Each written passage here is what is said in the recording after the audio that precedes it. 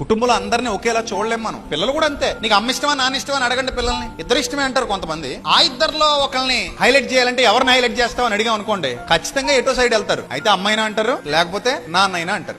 ఎక్కువ శాతం మంది ఆడపిల్లలు, అంటే ఎక్కువ శాతం మంది సుమా అంతా కాదు, అందరూ కాదు, ఎక్కువ శాతం మంది ఆడపిల్లలు తండ్రిని ఇష్టపడుతుంటారు. ఎక్కువ శాతం మంది మగపిల్లలు తల్లిని ఇష్టపడుతుంటారు. కారణం ఒకటే, వీడు చేసే ఏదో పనులన్నింటినీ తల్లి సపోర్ట్ చేస్తుంటది, తండ్రి నాలుగు అంతుంటాడు. అందుకని మగపిల్లలకి ఎవరి మీద ఎక్కువ ఇష్టం ఉంటది? తల్లి మీద ఉంటది. కప్పేస్తుంటది అనమాట. ఏమైనా వచ్చినా జాగ్రత్తగా తాపితో కప్పేస్తుంటది, కనబడినవదు తండ్రికి. ఏం కాదులే, ఏం కాదు, నాన్న వచ్చేస్తాడు, సర్దేసుకో, నాన్న వచ్చేస్తాడు, జాగ్రత్త, నాన్న వచ్చేస్తాడు, చూసుకో, నాన్న వచ్చేస్తాడు, కట్టే, నాన్న వచ్చేస్తాడు, పుస్తకం తీసి. ఇవన్నీ చేసేది ఎవరు?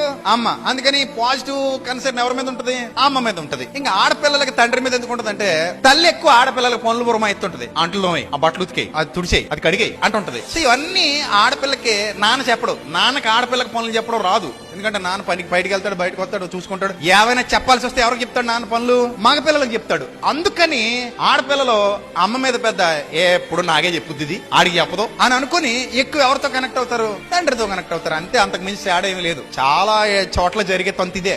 అని అన్ని చోట్ల ఒకలా ఉండొస్తుమా? ఒక చోట తండ్రిని ఇష్టపడే కొడుకులు ఉంటారు, ఒక చోట తల్లిని ఇష్టపడే కూతుర్లు ఉంటారు. ఒక పర్సెంటేజ్ చెప్పాను. మొత్తం అన్నింటికి ఒకటే చొక్క తొడిగేయకండి, ఒకటే కొలమానం వేసేయకండి మీరు. అర్థం